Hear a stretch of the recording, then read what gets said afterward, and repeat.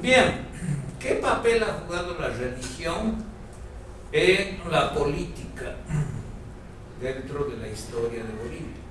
O como parte de la historia de Bolivia, e incluso antes, ¿no? Antes de que existamos, como país,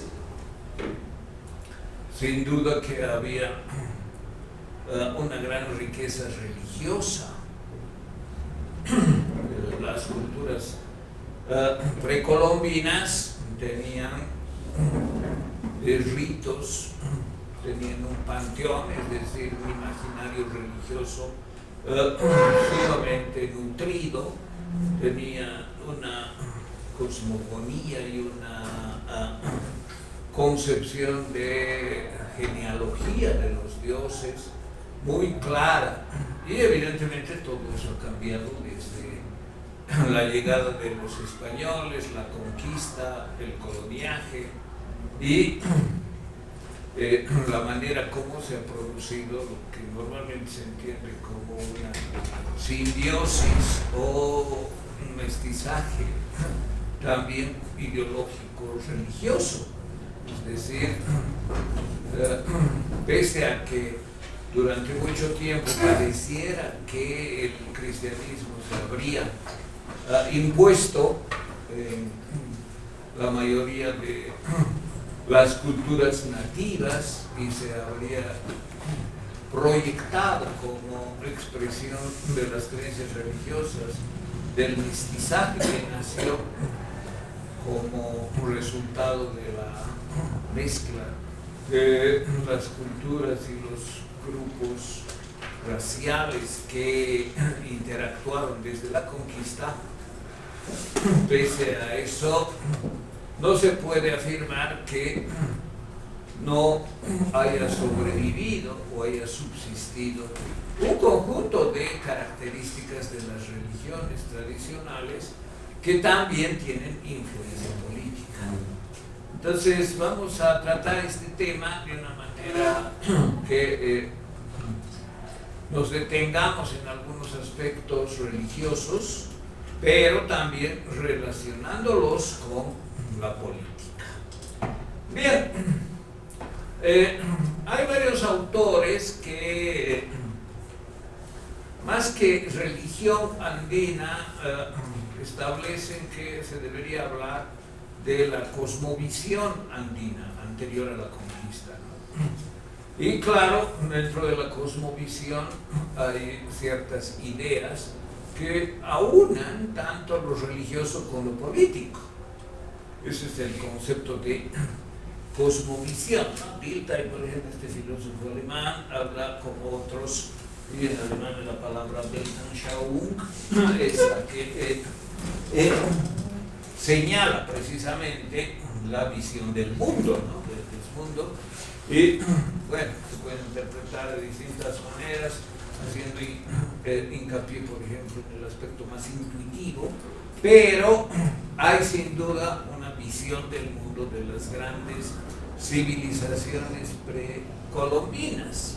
Y en los Andes también, no solamente en Mesoamérica, sino en los Andes ha habido sin duda una visión del mundo que incluye aspectos religiosos y políticos. Ahora, cabe referirse a algunos aspectos. Bueno, hay que tener en cuenta que se trata de civilizaciones ágrafas, pese a los jeroglíficos de los mayas, por ejemplo, y los quipus entre los incas.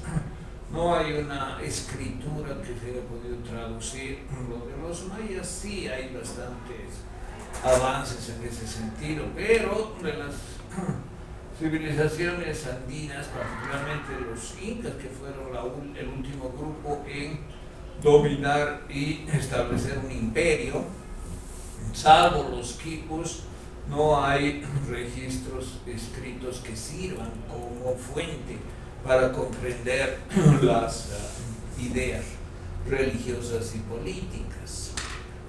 Sin embargo, la visión del mundo está muy vinculada a la vida y también al sentimiento de la colectividad. Es decir, la generación de identidades en los Andes ha sido especialmente gracias a la generación de cierto sentimiento y también de ciertas narraciones epónimas, por ejemplo, ¿no? Narraciones orales que se han registrado recién con la llegada de los españoles y las crónicas, eso evidentemente desde 1530 en adelante en la parte que corresponde al Perú y al Alto Perú. Entonces los cronistas del siglo XVI recogieron en sus textos las concepciones, describieron algunos ritos y mostraron ciertas ideas que no estaban escritas, pero que ellos las registraron de forma escrita en sus crónicas. Y ahí claramente se advierten los sentimientos patentes en la identidad indígena. Ahora bien, hay algunos aspectos que se repiten, ¿no? Pese a la diversidad de culturas, pese a que, bueno, también hubo rencillas, hay que concebir de una manera realista, ¿no? Si bien la conquista de los españoles ha sido brutal desde el punto de vista del exterminio de algunos grupos, también hay que tener en cuenta que hubo el mestizaje y que en general esto difiere, por ejemplo, de la relación que hubo de los ingleses con los grupos indígenas en Norteamérica. Ahí sí que el exterminio fue casi absoluto y no hubo ningún fenómeno de mestizaje, es decir, de mezcla de las culturas indígenas con los conquistadores. Ahora bien, tampoco hay que idealizar en lo que han caído muchos investigadores, muchos escritores, que las relaciones aquí en el mundo prehispánico, anterior a los españoles, fueron totalmente pacíficas, fueron armónicas y vivieron una realización plena. No, había dominio, ¿no? Y había guerras de conquista imperial, aunque obviamente sin la brutalidad de los españoles. Los españoles tuvieron muchos factores a favor, ¿no? No sé si ustedes conocen que el principal factor que facilitó la conquista no fue el caballo, no fueron las armaduras, no fueron las armas, sino fueron las enfermedades. Las enfermedades se trajeron los españoles, particularmente el sarampión y la viruela, aniquilaron a millones de indígenas, ¿no? Y eso, claro, no sucedió antes, porque todos los grupos étnicos eran nativos del mundo andino, por ejemplo, ¿no? Pero también hubo relaciones violentas, aunque sin llegar a los efectos que produjeron, por ejemplo, las enfermedades hispánicas. Acá está el concepto de cosmovisión, es una imagen del mundo, es una valoración de la vida y es una orientación de la voluntad. Esto de la voluntad hay que marcar también como algo importante, porque la visión del mundo no es una visión académica, ¿no? Ahora yo les voy a explicar cómo es nuestra visión. No, es una visión sentida, vivida, por decir así, identificada de parte de los actores, los sujetos, con la comunidad, y creando valores que se comparten, que se reproducen y que se plasman en acciones y contenidos sociales que muestran precisamente esa cosmovisión, que muestran cómo los sujetos sienten. En el caso de la cosmovisión andina hay algunas categorías fundamentales, ¿no?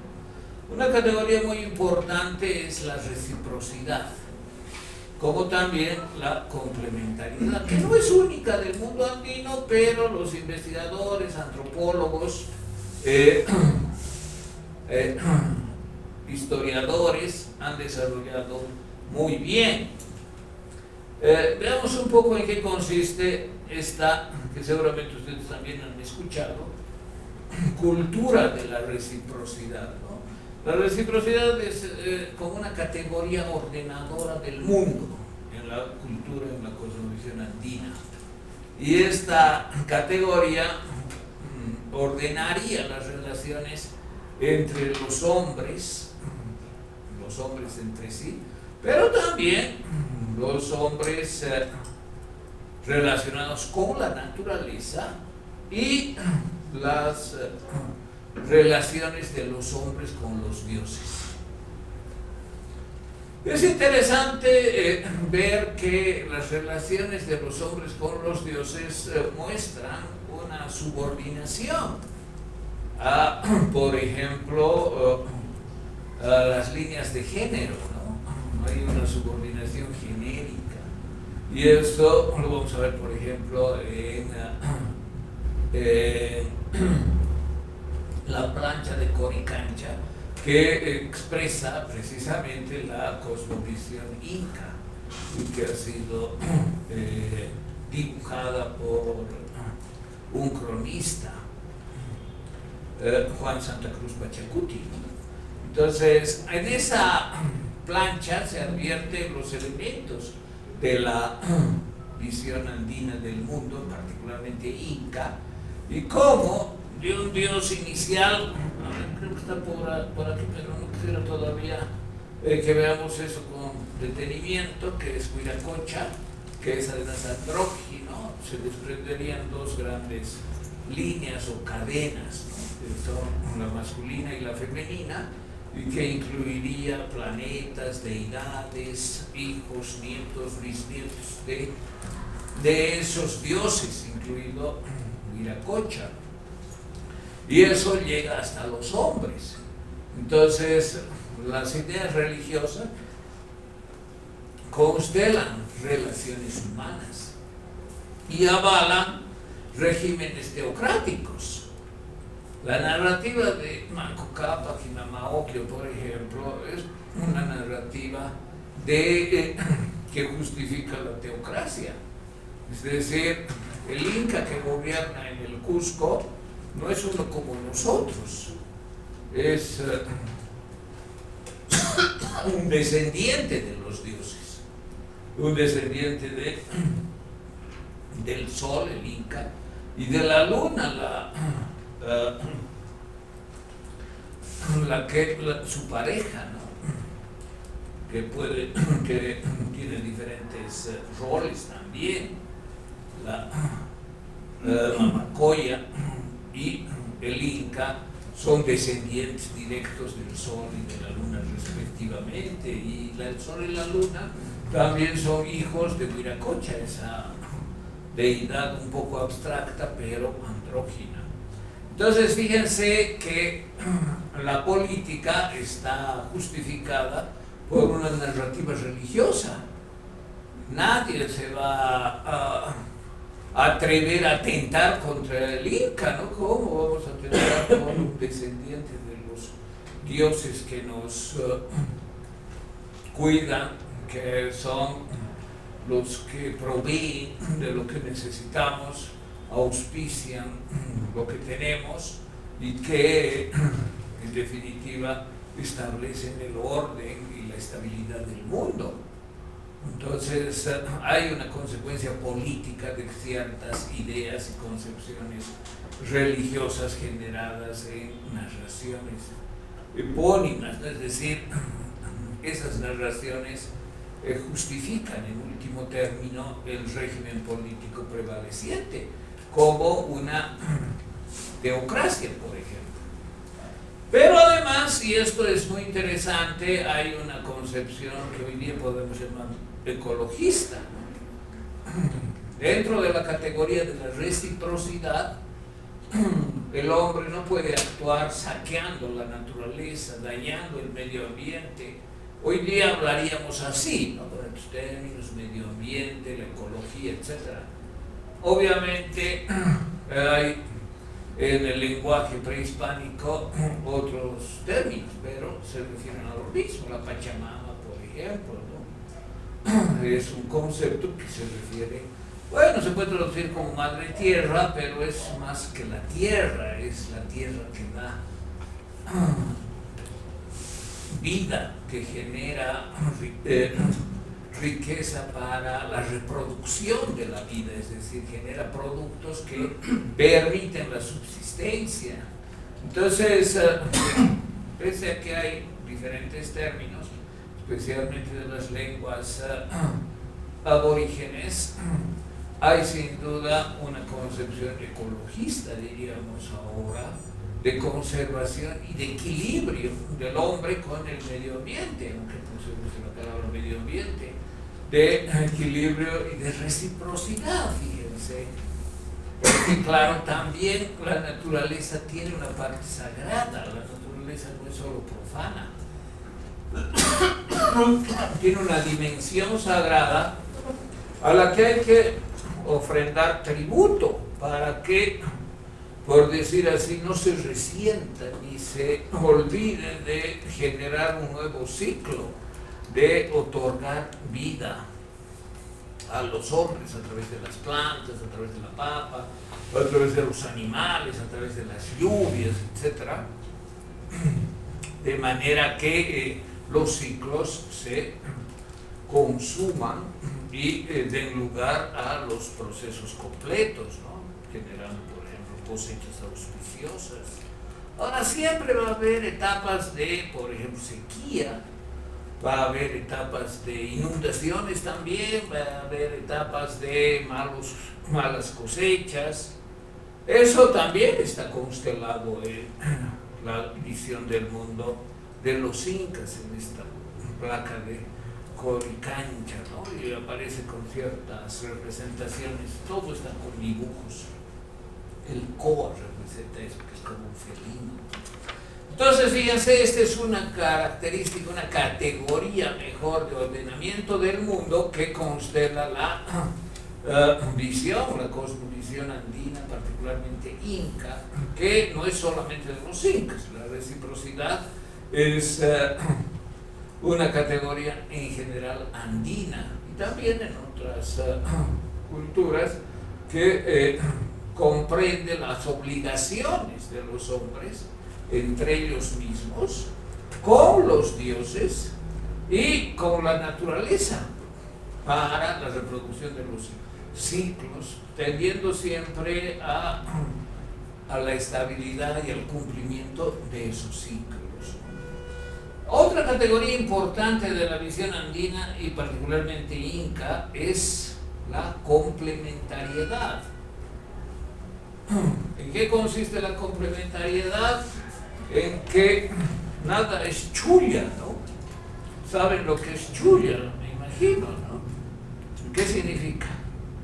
A ver, tú has dicho sí. Impar, sí. Solo. Impar, muy bien, sí. Pero no es solo impar, ¿no? Porque bueno, el impar, así, no. Lo que has dicho también, ¿no? Uno solo. Pero estar solo, ¿no? O sea, no tener el otro yo, el alter ego, no tener el waki también se llama, ¿no? Que es el otro yo, el que me da completitud. Es decir, yo soy completo con el otro, porque solo estoy carente. Esas son las categorías, ¿no? Que fíjense ustedes, en nuestra cultura entendemos inmediatamente que es chulla, es decir, ese sentido de orfandad del otro yo, es decir, no estoy con el que me hace pleno, que es el otro yo, que puede ser una pareja, que puede ser... Bueno, hay diferentes concepciones. En lo político también había eso, ¿no? Las diarquías. Había dos reyes, fíjense. Los mismos incas, al final, antes de la llegada de los españoles, había dos reyes incas, ¿no? Uno de Cusco y otro de Quito, que eran precisamente Atahualpa y Huáscar, por esa concepción diárquica, ¿no? Es decir, deben ser siempre dos. Incluso la duplicación del 2 es la división en 4, y esa es una consecuencia de la categoría de la complementariedad. Y ustedes obviamente saben lo que significa Tahuantinsuyo, ¿no?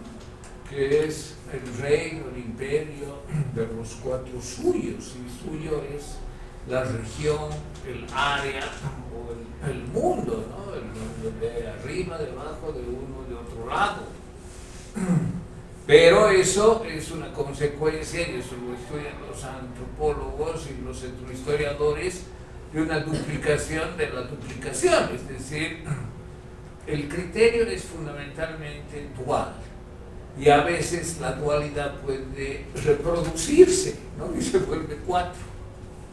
Entonces, ese tipo de inferencias de la categoría de la complementariedad dan lugar a explicar, por ejemplo, la cuadridivisión del mundo, ¿no? Por ejemplo, políticamente en el Tahuantinsuyo, que bueno, no era perfecta, pero tenía una composición, el suyo que era identificado con los collas, por ejemplo, o con los antis, es decir, los guerreros de otros grupos a los que, y los chunchos también, a los que se tenían que imponer el conti suyo, el anti suyo, el colla suyo y me acuerdo el último. Y bueno, eso estaba dividido según las regiones, los grupos étnicos, y de esa manera había una división cuadrilocular, es decir, dividido en 4 como una multiplicación de la propia complementariedad. Pero la complementariedad también se realiza en otros planos, en el plano, por ejemplo, de los astros, ¿no? El Sol y la Luna, que tienen una identidad masculina y femenina, pero también hay un sol masculino y un sol femenino, y también hay una Pachamama y un Pachatata, ¿no? Es decir, la madre tierra y el padre tierra, ¿no? Pero otros dicen, no, es la madre tierra con el padre mar. Entonces, hay siempre variantes de lo que es la complementariedad, que no es solo genérica, es también política, como hemos visto, ¿no? Es decir, había el otro yo, ¿no? Que representaba el que gobernaba conmigo.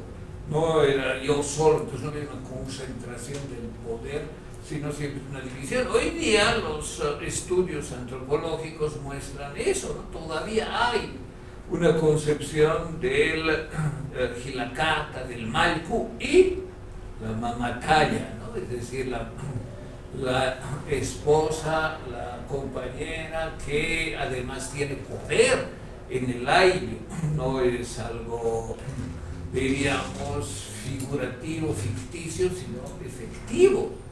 Y los estudios también de la época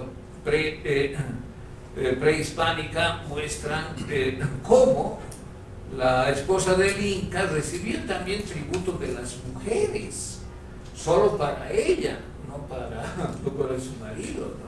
Entonces, fíjense, estas categorías de ordenamiento del mundo incluyen también fuertes repercusiones políticas, incluyen también formas de organización política, ¿no? Pero además dan lugar a contenidos más o menos explícitos sobre la sociedad. La sociedad implica una dinámica en pareja. una dinámica de las familias que siempre tienen a la pareja como la base, ¿no? Algunos piensan que la vida comunitaria de los pueblos indígenas todavía hoy en alguna medida es muy machista. Por ejemplo,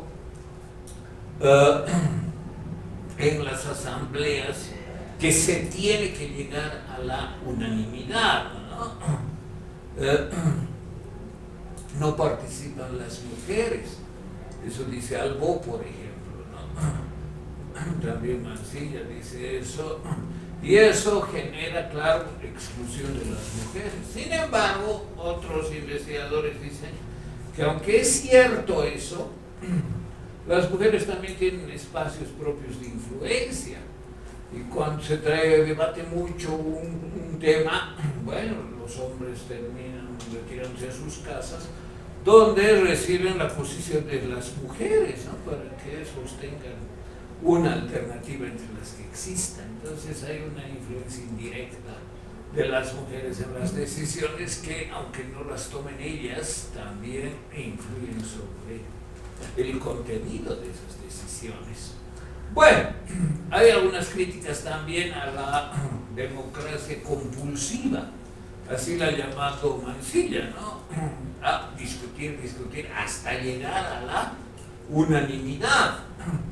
Y Mansilla dice, bueno, no es una discusión abierta, al final hay una coerción a la minoría. No respetar la minoría, hacer que desaparezca, tiende a generar una presión por una mayoría unánime que en gran medida es ficticia o es forzada, porque es bueno reconocer la discrepancia y establecer las minorías. Eso es parte de la cultura política democrática.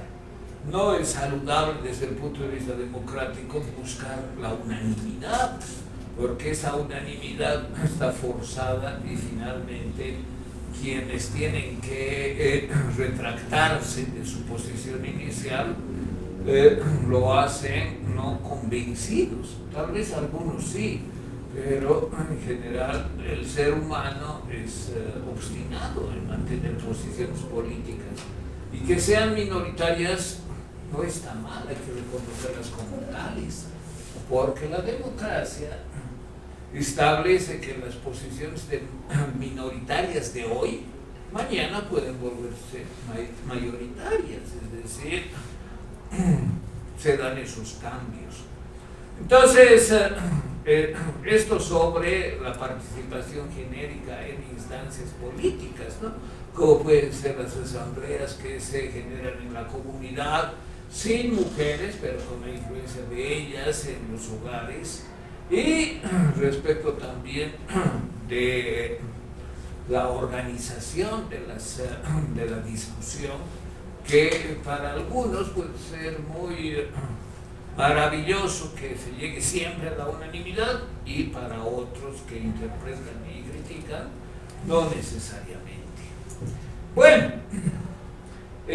los incas también muestran algunos valores, ¿no? Estos que se expresan, por ejemplo, en el Amazúa, Mayuya, Maquella, no significa que eran sociedades sin robo, sin holgazanería, sin mentira, al contrario, han debido ser sociedades donde precisamente porque había sus antivalores se difundía una manera de promover los valores respectivos, ¿no? Entonces, ser veraz, ser honesto, que se decía indirectamente al señalar no seas ladrón, no seas mentiroso, no seas holgazán.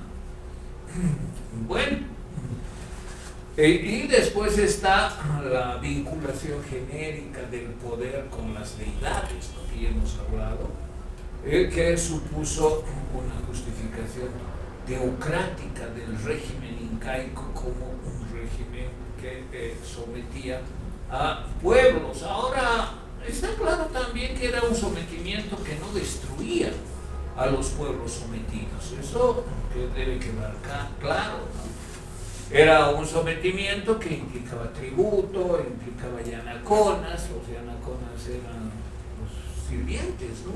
Que algunos interpretan como esclavos para los incas de la nobleza, y esos eran evidentemente de otros grupos étnicos, como los aymaras, por ejemplo, ¿no?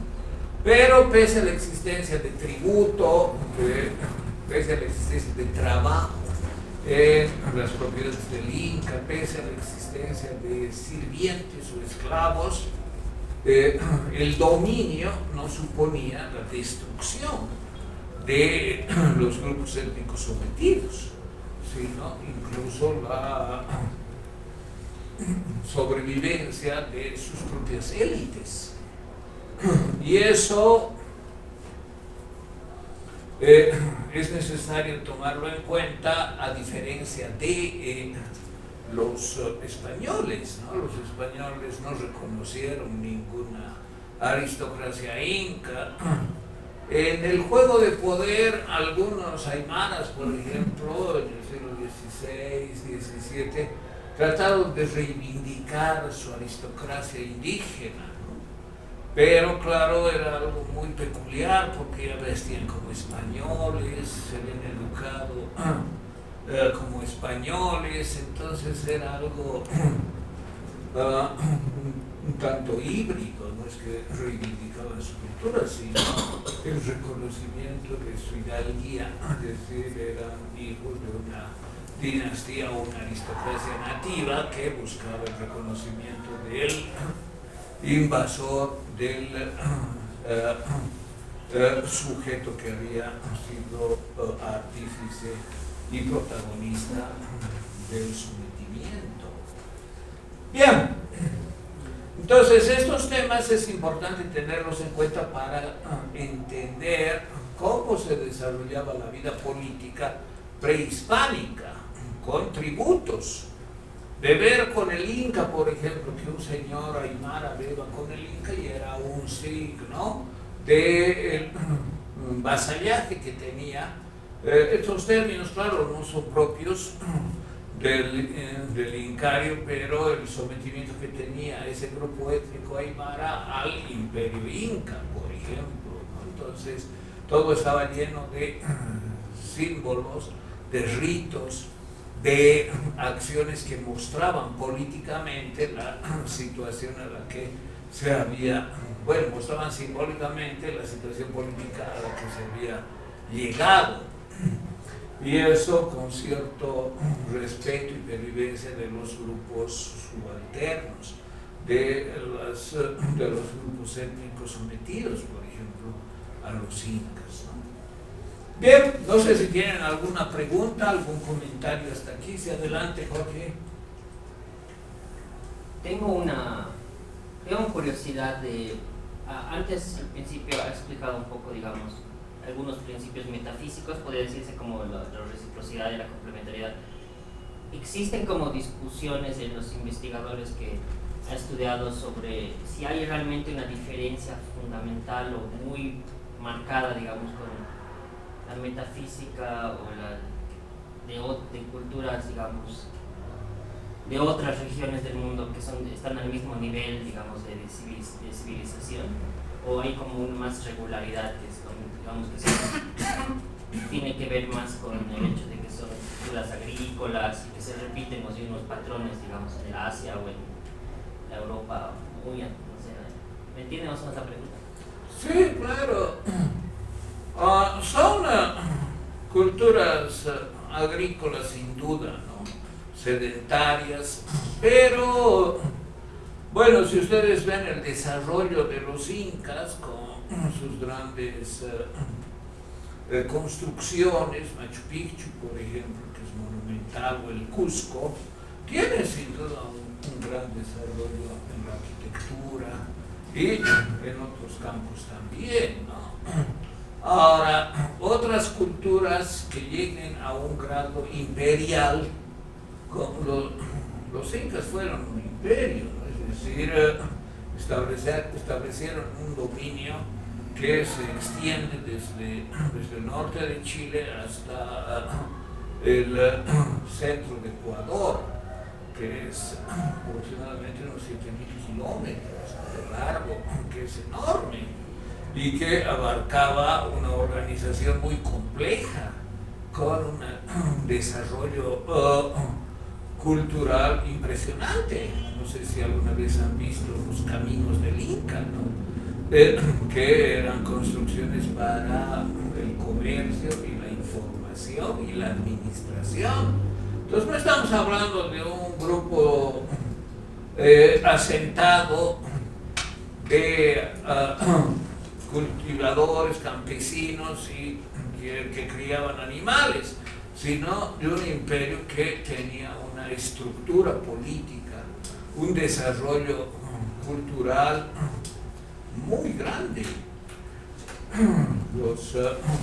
La administración del poder era bastante compleja y además permitían cierto desarrollo autónomo de las culturas sometidas, con sus propios dirigentes, ¿no? Que debían beber con el Inca, etc. Entonces, ¿qué otras culturas se parecen? Ese es el problema, ¿no? Bueno, se parecen, por ejemplo, los mayas, que tienen construcciones arquitectónicas también enormes, los aztecas también.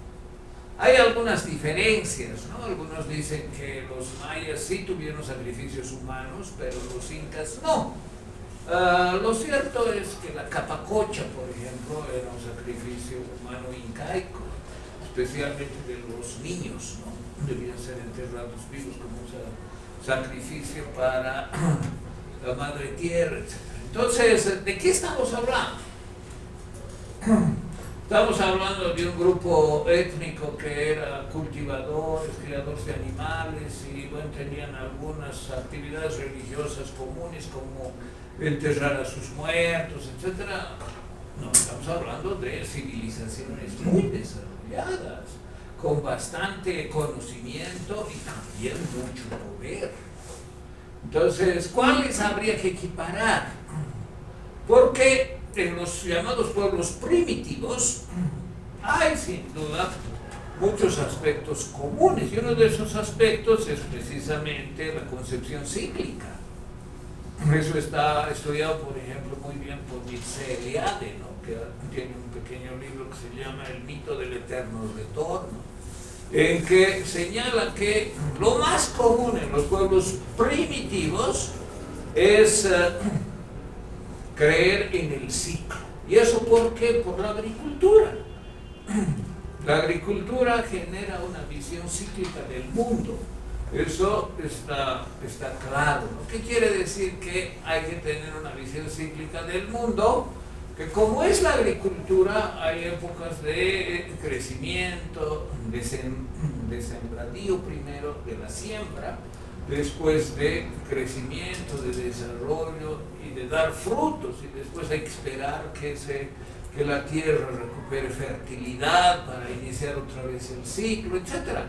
Que tampoco es tan sencillo, ¿no? Y que tiene que haber eso como un ciclo que se cumpla, y para que vaya bien tiene que haber alguna ofrenda, ¿no? Ofrenda a los dioses, que también están relacionados con la naturaleza. Entonces esa cosmovisión, sin duda que se repite en varios grupos llamados primitivos, ¿no? Los incas, que llegaron a un grado complejo de la cultura, los mayas y los aztecas, con sus grandes, por ejemplo, caminos, ¿no? Su ejército, los ejércitos eran enormes y tenían un control efectivo. Tenían esa misma concepción que otras culturas primitivas. Bueno, en alguna medida sí, ¿no es cierto? Tenían una concepción cíclica de la realidad, y la realidad era efectivamente lo que pasaba en la economía, la actividad agrícola, pero también lo que pasaba en la sociedad, en la política. Ahora, ¿se aplicaba lo de ciclo en la política? Bueno, con diferencias, ¿no? Va a haber algún cambio, sí, va a haber cambio, y hay categorías, ¿no? La categoría de Pachacuti es un cambio en el mundo, que puede estar representada con un terremoto, con una inundación, y grandes, con una erupción volcánica. En Huayna Putina, en el año 1600, tuvo una terrible erupción, que fue vista como un Pachacuti por los indígenas. Entonces fíjense que hay concepciones que estructuran la realidad independientemente de que sean pueblos muy primitivos o pueblos con un desarrollo, diríamos, civilizatorio superior. Ahora, ¿qué trajeron los españoles? ¿Trajeron una visión cíclica? No. Trajeron una concepción religiosa cristiana que habla de la salvación, de la condenación, del arrepentimiento, y todo eso en el marco del dominio económico y político. Es decir, a diferencia de los incas, no reconocieron la autoridad de los dirigentes locales. Si la reconocían era mínima, y para que acumulen el tributo. Entonces, era otra visión, no era una visión cíclica de reciprocidad, era ustedes aquí están sometidos y deben pagar tributo. Y la mejor forma era la encomienda. Ustedes saben que la primera discusión teológica que se produjo en América fue la de Ginés de Sepúlveda y Bartolomé de las Casas. Antes también estaba el cura Montesinos, pero bueno, eso no importa mucho, ¿no? Y bueno, las casas eran en México, ¿no? Y el cura Montesinos también en el Caribe, y Ginés de Sepúlveda, que decía que los indios no tienen alma. Eso decía Ginés de Sepúlveda, ¿no? Y por lo tanto los podemos matar nosotros los españoles que somos hidalgos. Hidalgo, ¿qué quiere decir? Hijo de alguien. Eso significa la palabra hidalgo, ¿no? Yo no soy una persona cualquiera, yo soy de tal casa, de tal apellido.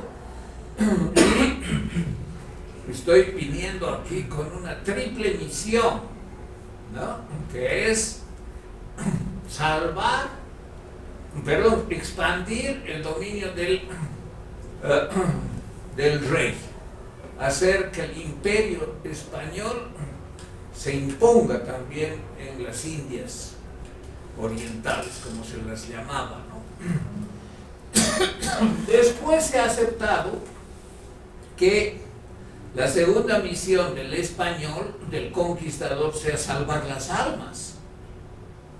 Y la tercera, generar riqueza para él mismo, para el rey, para el imperio español. Entonces era aventurero, era cura, era un salvador de almas, y era también un colonizador, un vasallo del rey que expandía el imperio español.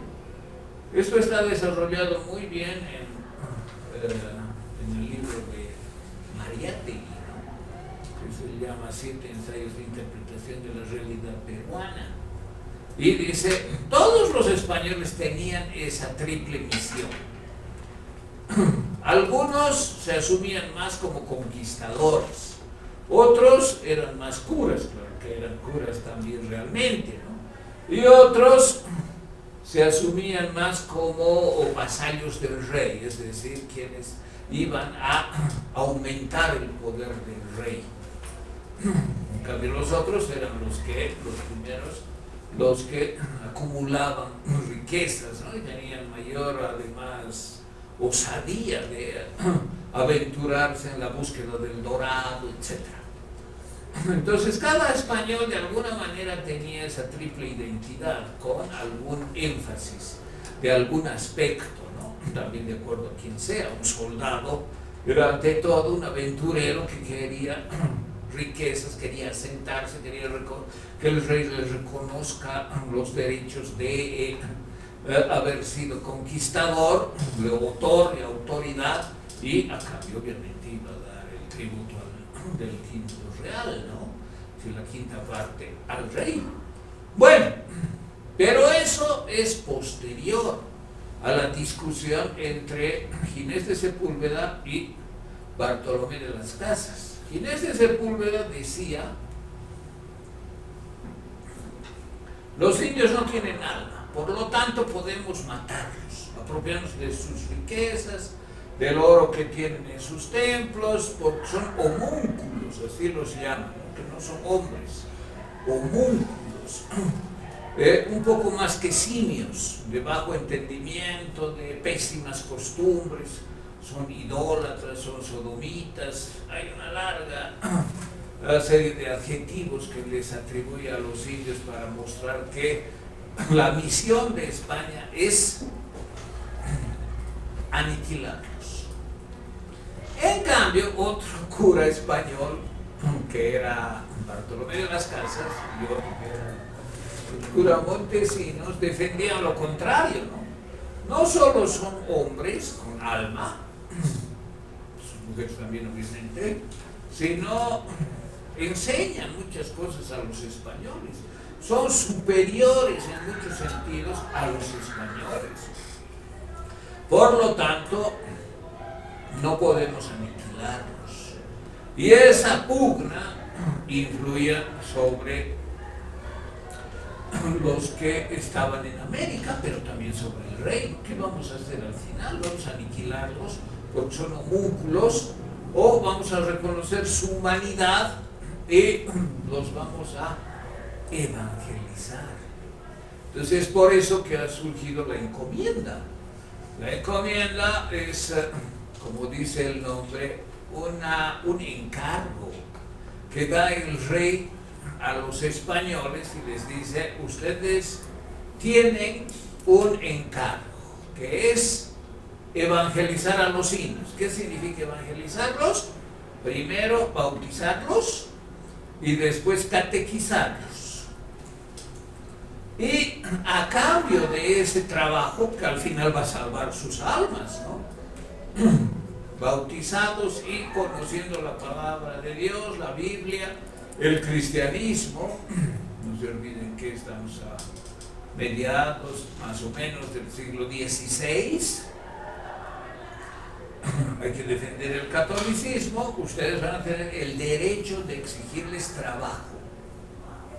Y ese trabajo tienen que hacer los indios en reciprocidad por lo que están recibiendo de ustedes, que consiste en bautizarles y catequizarlos. Entonces la encomienda autorizaba como algo justo que aparezcan españoles que bauticen a cientos de indios, los catequicen y reciban como pago de esa actividad su trabajo. El trabajo en que consistía especialmente en las minas, pero también trabajo en las haciendas, ¿no? Es decir, trabajo agrícola, trabajo de sirvientes, trabajo para criar animales, es decir, sirvientes de los españoles, que no eran esclavos porque tenían alma. Eso es muy importante, ¿no? Ginés de Sepúlveda se refiere a Aristóteles.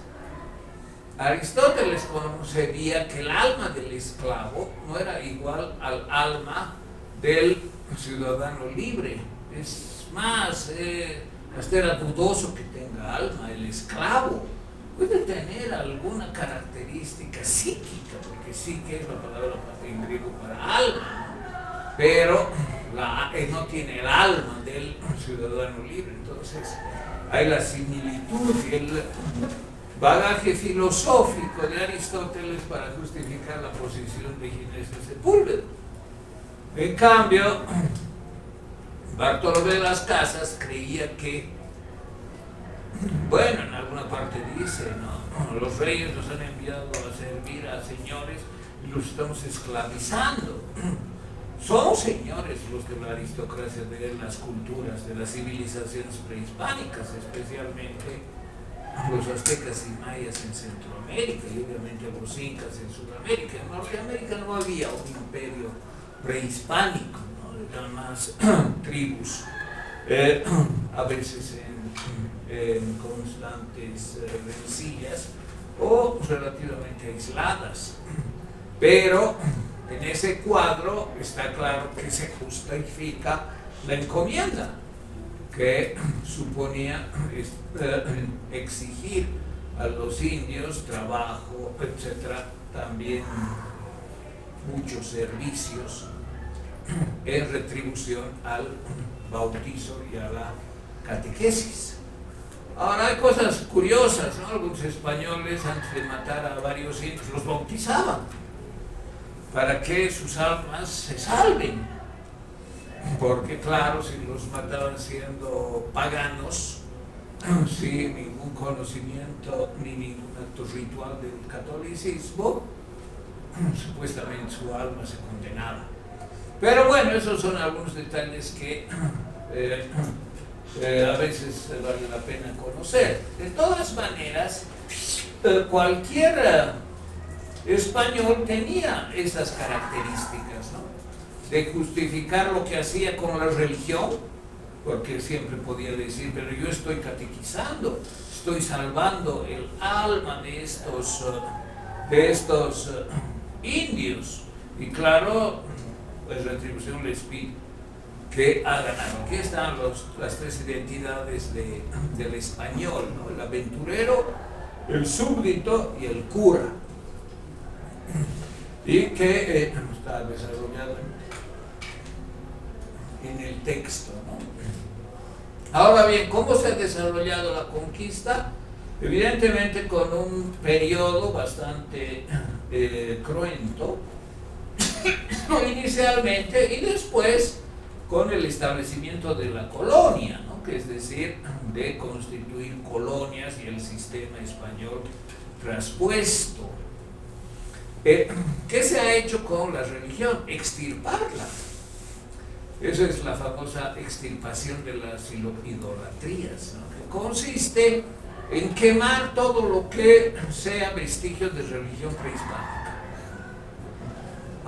Hubo muchas cosas que no se podían quemar, especialmente los monolitos. ¿Y qué hacían con los monolitos? Los marcaban, ¿no? Con un cincel los marcaban, le ponían una cruz y como diciendo, aquí la cruz se impone sobre este monolito que es un dios pagano. Entonces, como no podían quemar los monolitos, hubo también esa extirpación de los monolitos a través de un acto que representaba el poder de la religión verdadera contra cualquier manifestación idólatra, ¿no?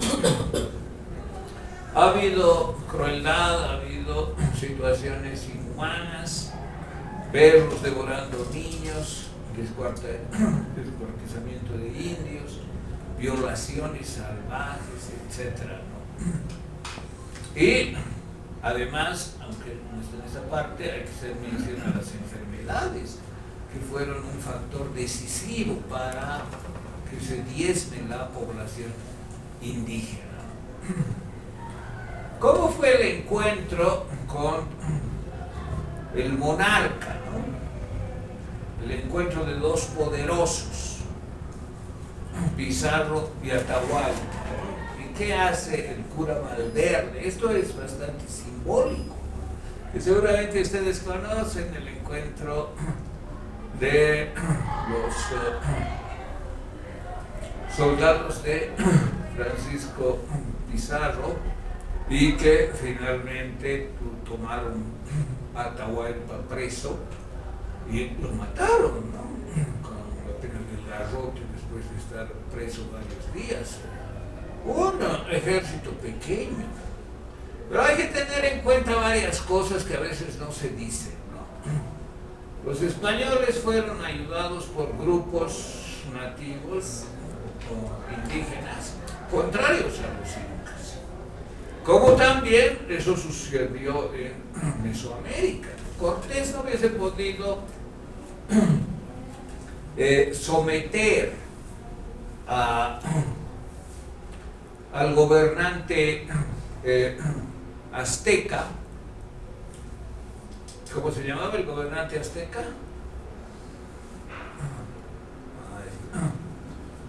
No me acuerdo en este momento, pero no lo hubiese hecho sin ayuda de grupos étnicos rivales de los aztecas, ¿no?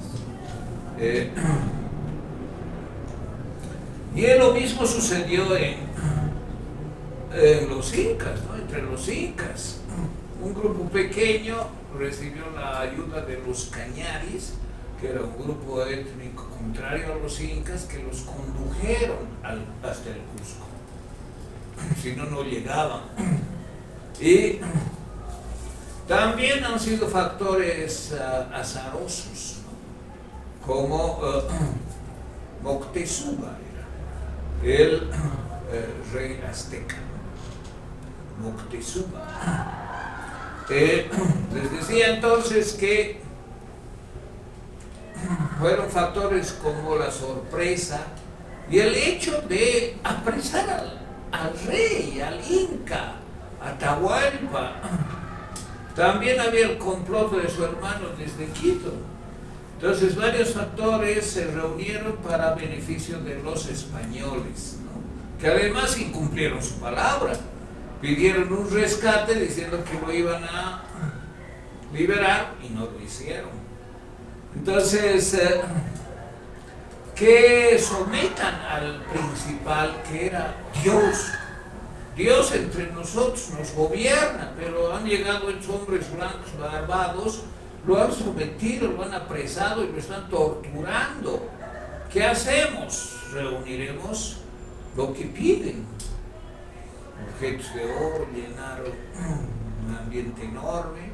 Para nada, después igual lo mataron.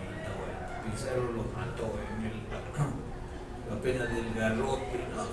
Entonces, fíjense, eso muestra cómo se impuso otro orden, otra visión, una visión política sin compromiso, sin principio, no cumplieron su palabra.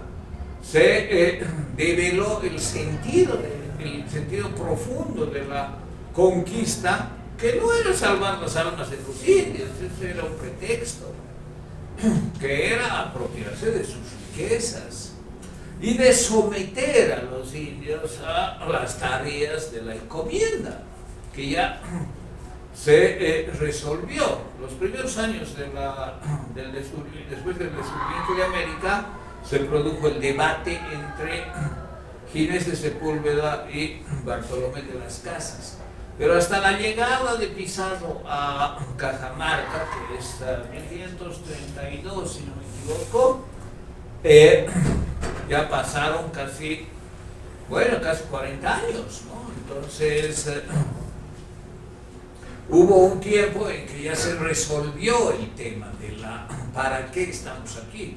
Los españoles, ¿para qué estaban en América? Estaban para evangelizar, en primer lugar, catequizar, salvar el alma, recibiendo a cambio el trabajo de los indios y extirpando como una medida necesaria cualquier signo de las religiones idólatras, es decir, cualquier rito al dios sol era una idolatría que había que extirpar, por eso se quemaron templos, se destruyeron algunos monumentos que no eran de piedra y los monolitos que no se podía destruir, bueno, se los marcó. Entonces ese era el sentido que tenía la presencia, que además parecía providencial, ¿no? Dios había dispuesto que sea España el país que extienda su dominio hasta América, lo que se llamó América evidentemente después, y que en las Indias Orientales y que impusieran su dominio. Entonces, con eso, que se mantenga vivo alguien que podía generar sublevaciones, movimientos, resistencia, no era una medida política adecuada y por eso lo mataron, lo hicieron desaparecer. Y claro, con eso también asfixiaron posibilidades de resistencia. Hubo resistencia después de la muerte de Atahualpa, lo que se llamó Vilcabamba, que supuestamente un descendiente de Atahualpa instauró de nuevo el Incario en Vilcabamba. Armó un ejército con la esperanza de enfrentarse a los españoles, pero igual fue cruelmente aplastado por el poder bélico de los españoles, ayudado siempre por algún grupo traidor en cuanto haya cierta identidad americana o prehispánica, porque evidentemente esos grupos también fueron sometidos, aunque no de manera cruenta, por los respectivos imperios, el imperio incaico y en Mesoamérica el imperio azteca. Entonces, lo que sucede es muy simbólico, ¿no? Fray Valverde le da la Biblia, Atahualpa dice, ¿qué es esto? Con los intérpretes, claro. Es la palabra de Dios, no escucha nada, tira la Biblia y ahí se da el grito de la palabra de Dios a los suelos, adelante, hidalgos, y lo apresan. Entonces, claro, es como la incomprensión de lo que significa la Biblia de parte de Atahualpa y ese acto que serviría de justificación de tirar la palabra de Dios al suelo como un desprecio de la verdadera religión de parte del más importante líder inca, ¿no? Que era Atahualpa. Entonces, eso es simbólico desde el punto de vista que también la religión justificaría la propia venganza de los españoles por la humillación de tirar al suelo la palabra de Dios. ¿Qué sucede después? En todo momento hay una muy cercana relación de la religión con la política, ¿no? Se da la época de extirpación de las idolatrías. Todo lo que es indio se condena y debe ser extirpado. Se desconocen las identidades, se impone el español como la lengua y también se derrota cualquier manifestación de la cosmovisión indígena, ¿no? Es decir, la reciprocidad con los dioses, los ritos de ofrenda a la naturaleza, a la madre tierra, al dios sol, etc. Todo queda aplastado, identificado como acciones idólatras, y así queda por lo menos evidentemente derrotada la visión andina del mundo, basada en los conceptos que hemos visto, ¿no? Que son la reciprocidad, la complementariedad. Aquí hay una noticia, fíjense, Hernán Cortés en México hacía bautizar a las indias antes de cohabitar con ellas, antes de que sus soldados cohabiten con ellas, emplearlas como concubinas, ¿no? Esclavas sexuales. Y antes de asesinar a los indios los hacía bautizar para justificar que estaba cumpliendo la misión de salvar las almas de los indios y de las indias, y que lo que venía después era resultado de las circunstancias. La religión sirvió así de un justificativo para cualquier acción, fíjense, cualquier acción política. Bueno, aquí está un poco las características del español que ya hemos visto, el desarrollo de la conquista y los resultados de este enfrentamiento. Y después tenemos la disputa por la justificación, lo que les decía, la discusión entre las casas y Ginés de Sepúlveda.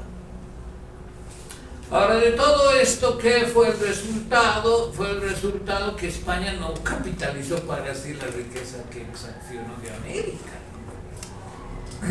Está muy claro también en este libro de Galeano, ¿no? Los pensamientos de América Latina, que pese a todo el despliegue de crueldad, de abusos, de aplastar a los indígenas y de exaccionarlos, haciéndoles trabajar en las minas, apropiándoles y robando todas las riquezas que había de los imperios prehispánicos, eso sirvió para poco. Sirvió poco para los españoles. Posiblemente el Palacio de Toledo sea la mejor expresión para lo que sirvió, pero gran parte de las riquezas fluyeron más allá de España, ¿no? Llegaron hasta Inglaterra. Aquí está, estas diapositivas les voy a dar, aquí está la discusión, ¿no? Bartolomé de las Casas profetizó la ruina de España, él era defensor de los indios, argumentaba que América tiene derecho a existir, un derecho propio de existencia. Y por otra parte, aquí están los argumentos del teólogo Ginés de Sepúlveda, ¿no? Que decía: el español cristiano, bueno, se supone que es el católico que va a desplegar esa defensa de la fe, ¿no? Este hogar limpio y viejo de patria santa y justa es un ser humano plenamente. Los indios son homúnculos, como ya he explicado para él, ¿no? Y él está de acuerdo con una bula de 1493, creo que es de Alejandro VI, que establece el derecho de conquista de América, pero todavía no está justificado el argumento. El argumento todavía está en cuestionamiento. El argumento principal que se establece después es que hay una reciprocidad entre el bautismo, la catequesis, etcétera, y el trabajo de los indios. Ginés de Sepúlveda quería que se los esclavice como homúnculos, ¿no? Y bueno, aquí tienen algunas conclusiones del capítulo, la visión de Dussel, por ejemplo, que tiene un libro al respecto, 1492 se llama, la visión de García Ribeiro. Pueden leer esta parte como conclusiones y tener también su propia opinión. Bueno, estamos viendo entonces la relación de la religión y la política en los Andes, y ahora estamos viendo lo que va a ser en el Alto Perú.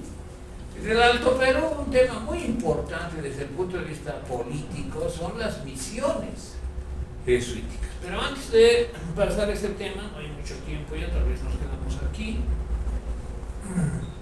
¿Tienen algún comentario? ¿Alguna? Sí, adelante. Sí, Un poquito fuerte, por favor. retornando un poco al principio, ¿es preferible hablar de cosmovisión andina o es, porque hay también personas que prefieren hablar de filosofía andina? ¿Existe una filosofía andina como tal o al menos hay elementos de filosofía en el pensamiento, en la cosmovisión andina? Bueno, eso depende de cómo uno entiende la filosofía, ¿no? Es el mismo tema de si existe filosofía oriental, existe filosofía hindú, existe filosofía china. Personalmente yo creo que sí se puede aceptar que haya, por ejemplo, filosofía hindú, ¿no? Ahora, lo más importante para que haya filosofía hindú es que hay pensadores que han escrito libros. Por ejemplo,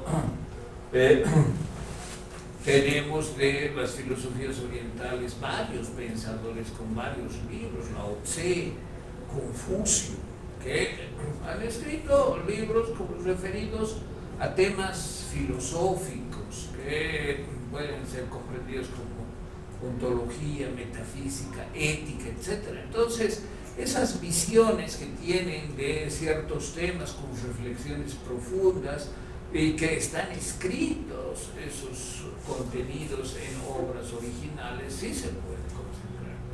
En el caso de los Andes, no hay eso.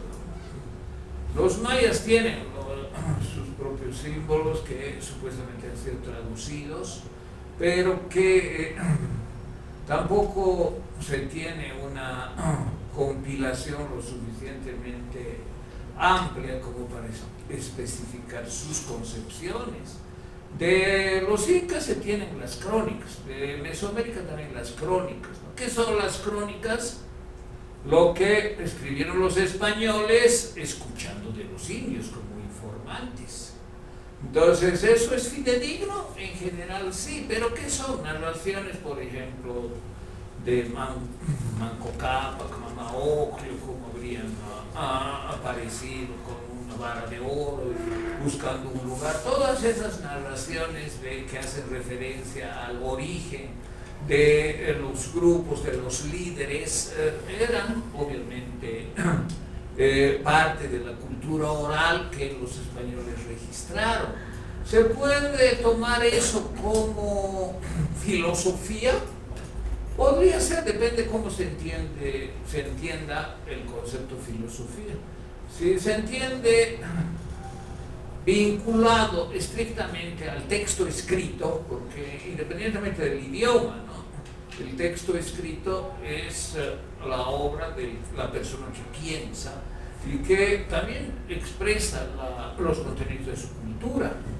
Y eso, en la medida que trate ciertos temas, especialmente temas referidos a la metafísica, la ontología, es decir, los problemas sobre el origen del mundo, el origen de las deidades, la teogonía, por ejemplo, que no sea solo narración religiosa, sino con contenidos filosóficos propios de una reflexión que establece conceptos y que establece relaciones de un sistema que explica la totalidad, sí es filosofía.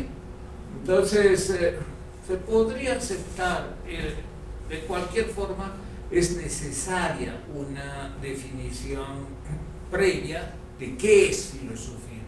Yo he puesto Cosmovisión, yo he escrito un libro que les voy a pasar también hoy día, que se llama Cosmovisión, Historia y Política en los Andes, donde analizo el concepto de cosmovisión, que me parece más apropiado. No creo que la filosofía sea superior a la cosmovisión, pero la cosmovisión, como hemos visto, tiene un componente muy importante, que es el que genera voluntad de identidad. No es una reflexión, por decir así, abstracta y fría, como puede ser la filosofía. Bueno, yo creo esto. Bueno, a mí ¿en qué me afecta eso? En nada. En cambio, la cosmovisión implica una adscripción identitaria y un sentido de la voluntad individual y colectiva para identificarse con eso que implica ver el mundo de alguna manera. Entonces, yo no tengo mayor objeción en hablar de filosofía andina, pero lo que normalmente surge ¿y dónde está esa filosofía? Es decir, ¿en qué texto escrito está? ¿En alguna crónica? Bueno, ¿de quién?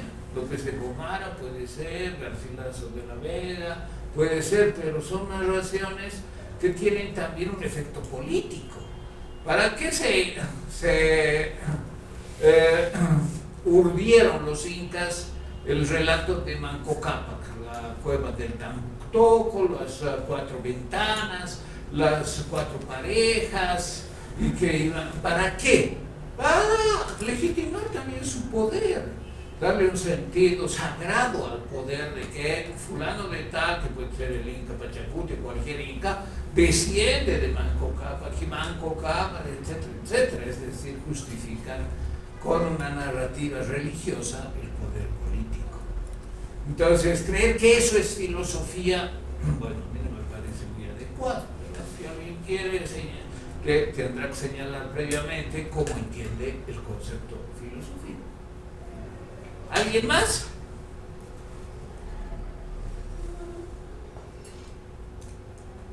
Bueno, gracias. Eso nos va a llevar una clase más por lo menos y después yo les enviaré todas las diapositivas y bueno, ahora les voy a enviar esta tarde